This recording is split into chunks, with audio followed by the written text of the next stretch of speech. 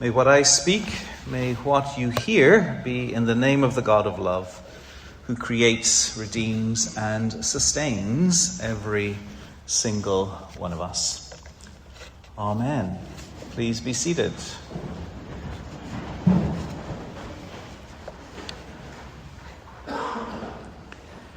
A verse from that Gospel, Matthew chapter 13, verse 3. Jesus told them many things in parables, saying, "Listen, a sower went out to sow." My goodness, that's one crazy, crazy farmer in that parable this morning, don't you think? Yeah. Talk about amateur hour. Really. The farmer takes this precious commodity of the seed and he flings it about like, well, in Ireland we'd say like snuff at a wake. Have you heard that before?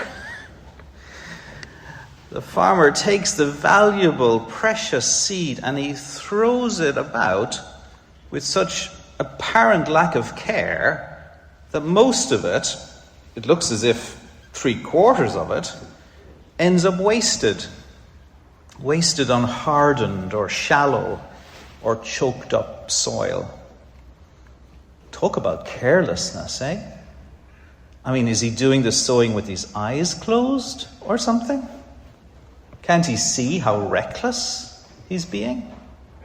Surely, to goodness, this farmer would be much better off being careful and calculating. Surely he'd be much better off giving his attention and the scarce seed to the best soil only, to the soil most likely to yield a harvest. I mean, stop this indiscriminate scattering, for goodness sake, and be more discriminating. Surely that would be the prudent, the business-like, the sensible thing to do. But you know what? Maybe that's the point, or at least one of the points of this parable. Maybe this parable is hitting us between the eyes with the shocking, audacious truth that the God we see in Jesus is a bit like the reckless sower. The God we see in Jesus is anything but careful, anything but cautious, anything but calculating and discriminating. After all, there was nothing discriminating about welcoming, as Jesus did, welcoming every notorious sinner and every ne'er-do-well he could find to eat with him at his table. And there was nothing cautious about setting aside the religious rules, as Jesus so often did, setting them aside to heal on the Sabbath, to touch the untouchable, to include the excluded, and to do it all in open defiance of powerful religious leaders who would one day make him pay for breaking the rules. And there was nothing careful about standing as Jesus did, standing for truth and standing for peace in a world in thrall to the half-truths and the violence of the Roman Empire. And there was certainly nothing calculating about, as Jesus did, laying down his life for his friends, for us. In short, the God we see in Jesus isn't a God of careful cost-benefit analysis. Yeah? No, it's a God of reckless compassion and extravagant mercy, scattering about love and acceptance and forgiveness with wild abandon on every kind of soil, the hardened soil, the shallow soil, the choked up soil, just as much as the good soil. In fact, Jesus is, we might say, in the true meaning and origin of the word, Jesus is an absolute amateur. He's an absolute amateur. Amateur coming, of course, from the Latin amator, meaning someone who does it out of love. Amateur. And a good job too, I would say. A good job too that Jesus is the ultimate amateur, because that's what we need, isn't it?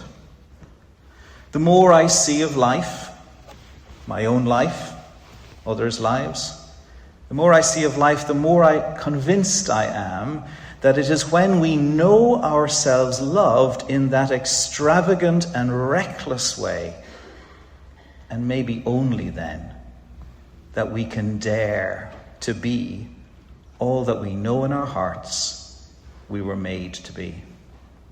It's when we know ourselves loved like that, and maybe only then, that we can claim our birthright as unique and precious children of God, and so close our ears to all that in the world would make us doubt our value and doubt our worth. And it's when we know ourselves loved like that, and maybe only then, that we might even step into those new beginnings and those fresh starts we so desperately long for. Trusting that if God accepts and forgives us, then maybe we ought to accept and forgive ourselves and others too. You see, it seems to me that far too many of the sermons we preach on this parable, including, I'm sure, sermons preached by me over the years, too many sermons put the emphasis in the secondary place. This isn't ultimately a parable about 4 different types of soil and the need for us to prepare our soil to receive the seed. Now, don't get me wrong, that's a good message. That's an important message. Preparing the soil, weeding and tilling the soil of our hearts so that the gospel can take root. Absolutely, definitely. That's an important message. And I'll preach it again, I'm sure. But this text isn't called the parable of the soils. It's called the parable of the sower. This is a parable about God. First and foremost, about God's character, and not our character. This is a parable indeed about the God we see in Jesus Christ.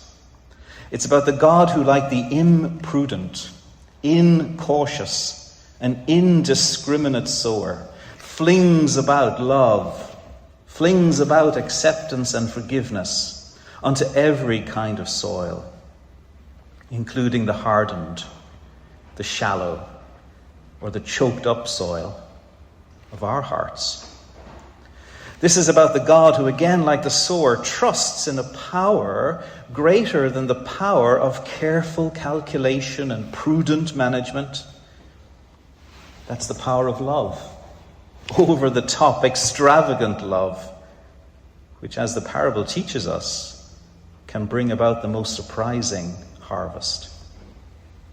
This is about the God who, like Jesus, will stop at nothing, even going to the cross, to show us once and for all the lengths that love will go to save us.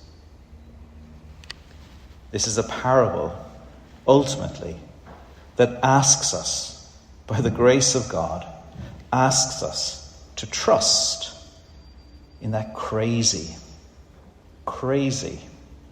divine love.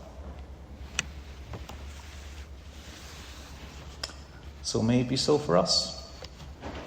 Amen. Amen.